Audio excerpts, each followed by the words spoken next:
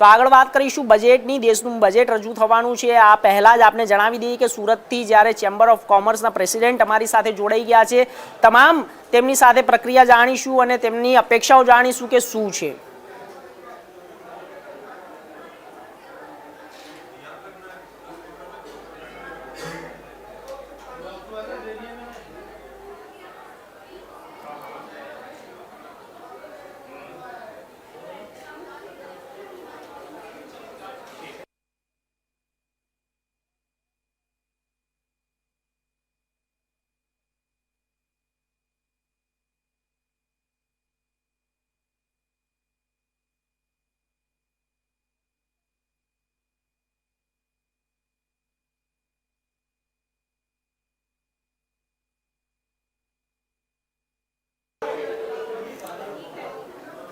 તો હાલ આપણે જણાવી દઈએ કે આજે દેશનું બજેટ રજૂ થવાનું છે।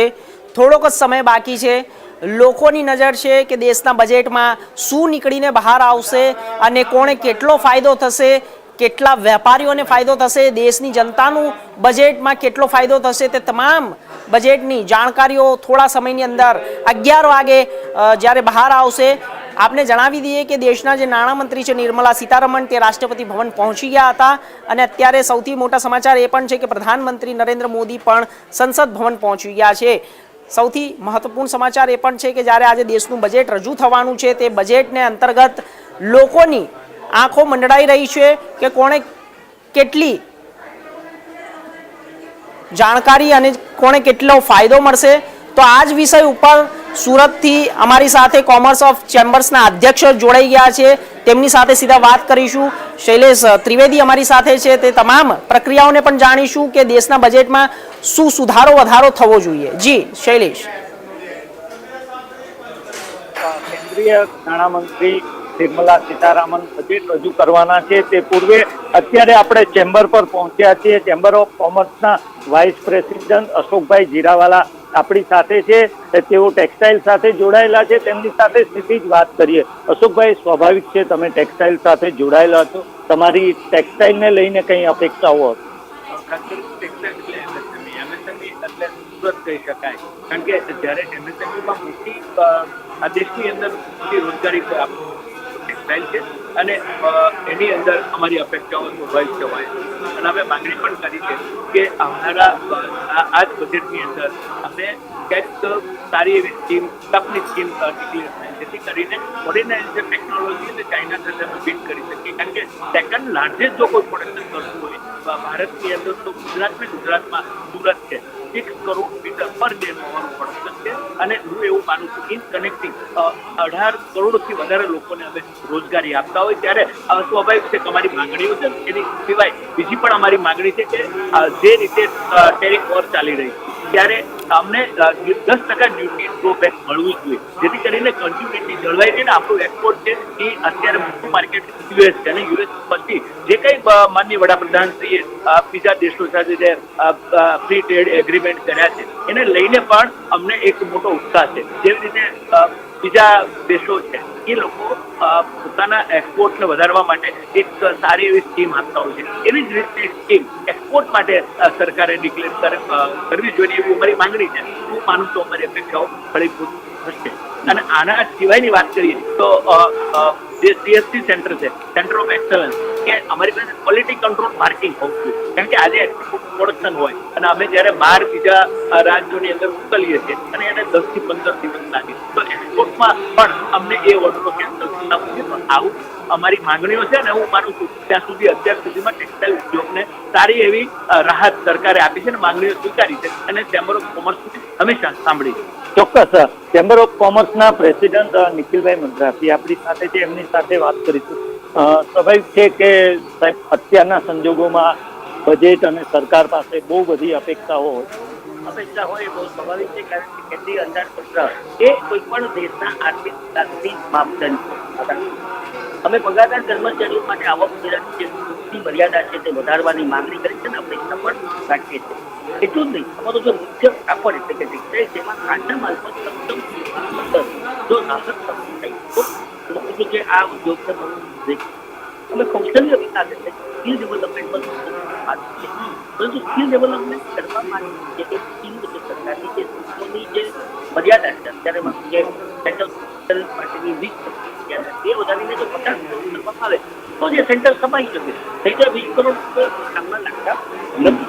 અને જે ઇન્ફ્રાસ્ટ્રક્ચર વિકાસ માટે કેટલાક વિકાસના ફાળવણીની બજેટની અંદર છે એટલા માટે છે કે અને તેમજ આંતરરાષ્ટ્રીય જળ પરિવહન આ બે અગત્યના ઇન્ફ્રાસ્ટ્રક્ચર ડેવલપમેન્ટ છે આપણા દેશને, સુરત દક્ષિણ ગુજરાતમાં. તો એ સંદર્ભે જો એક ઉપાય કરવામાં આવે તો આપણી બધાની જે આશાઓ છે તે ખરીદી થઈ શકે.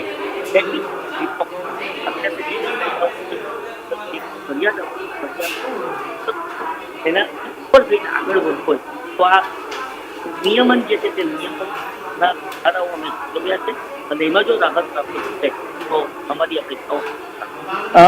તેની સાથે સાથે ગુજરાત અને દક્ષિણ ગુજરાત MSME નું હબ, MSME ને લઈને કઈ અપેક્ષાઓ? MSME ને લઈને જે વધારવામાં આવે આ ઝડપથી આપણા જે કંઈક નિયમો જે બન્યા છે ઇન્ફ્રાસ્ટ્રક્ચર એની એ ઝડપથી બની જાય. માત્ર કે આપણે નવસારી વાત પાસ કર્યા છે, પરંતુ પાસનું જે અમલીકરણ થતું છે તે ઝડપથી થતું નથી.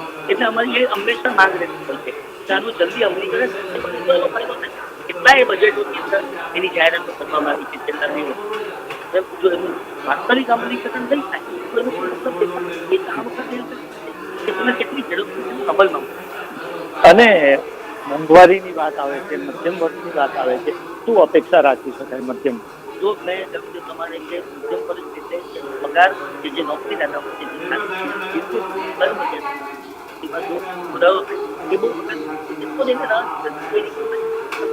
ચાલે જો તો એ વ્યક્તિને એનો દુઃખ થાય સ્વાભાવિક અને એને કારણે ચોરી કરવામાં આવી સરકાર ચોક્કસ ચેમ્બર ઓફ કોમર્સમાં અહીંયા થોડી સમયમાં તમામ ઉદ્યોગપતિઓ ભેગા થઈને બજેટ રજૂ થશે ત્યારે તેઓ એ બજેટ નિકાળવાના છે. સાથે સાથે ઘણી બધી અપેક્ષાઓ છે. પ્રી બજેટ જે કંઈ કસરત ચાલતી હોય છે, રજૂઆતો ચાલતી હોય છે, સદન ગુજરાત ચેમ્બર ઓફ કોમર્સે ઘણી બધી રજૂઆતો કરી છે અને તેઓને અપેક્ષા છે કે તેમણે ખાસ કરીને ટેક્સટાઇલ અને MSME માટે જે રજૂઆતો કરી છે એ તમામ રજૂઆતોને ધ્યાનમાં લેવાશે આ બજેટમાં અને કેન્દ્રીય નાણામંત્રી નિર્મલા સીતારામન કંઈક ને કંઈક સુરત માટે સારા સમાચાર આપશે તેવી અપેક્ષા. જી શૈલેષ, તો અત્યારે જે નોકરી માટે જે વર્ગ છે તેમને 13 લાખ રૂપિયાનું જે ઇન્કમ ટેક્સ છે તે ફ્રી કરી દેવામાં આવશે, તેના ઉપર શું લોકોની પ્રતિક્રિયાઓ આવી રહી છે અત્યારે? ચોક્કસપણે હજુ અહીંયા ઉદ્યોગપતિઓ તમામ ભેગા થઈ રહ્યા છે અને ખાસ કરીને જે અપેક્ષા છે બજેટમાં જે રીતે 12 લાખથી ઉપરની આવક મર્યાદાવાળી એ ચેમ્બરે પણ એ રજૂઆત કરી છે. કારણ કે વર્તમાન સમયમાં જે રીતે લોકોને અત્યારે મોંઘવારીનો માર પડી રહ્યો છે અને ખાસ કરીને આવકનો મોટો હિસ્સો અત્યારે ટેક્સમાં ચૂકવતા હોવાની એક લાગણી પ્રવર્તી રહી છે, ત્યારે ચોક્કસપણે તેઓ અપેક્ષા રાખી રહ્યા છે કે આવકવેરાની મર્યાદામાં પણ થોડો ઘણો ફેરફાર ચોક્કસ આવશે. જી શૈલેષ, જે રેલ ઇન્ફ્રાસ્ટ્રક્ચર છે અને જ્યારે દેશના ઇન્ફ્રાસ્ટ્રક્ચર ઉપર કેટલો શું ખર્ચો અને આ પ્રમાણે શું સામે આવી રહ્યું છે કે હવે શું વધી શકે છે અને એજ્યુકેશન માટે શું સામે આવી રહ્યું છે?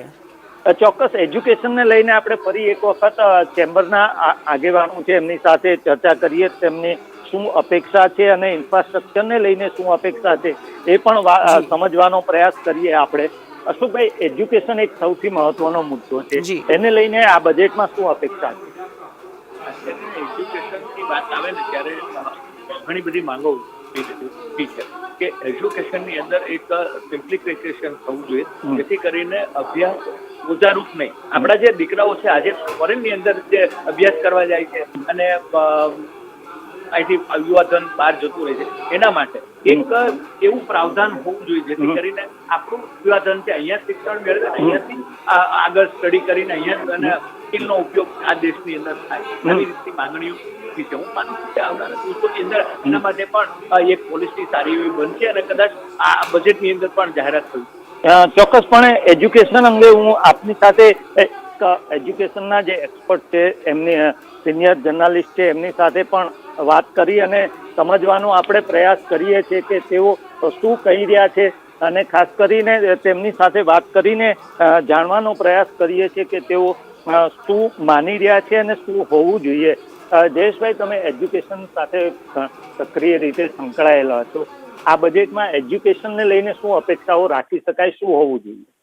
બિલકુલ એજ્યુકેશન પાછળ આમ બી એક્સપેન્સ વધારવાની વાત છે અને સુરત એવું શહેર છે જ્યાં NIT છે, નેશનલ ઇન્સ્ટિટ્યૂટ અને IIIT છે.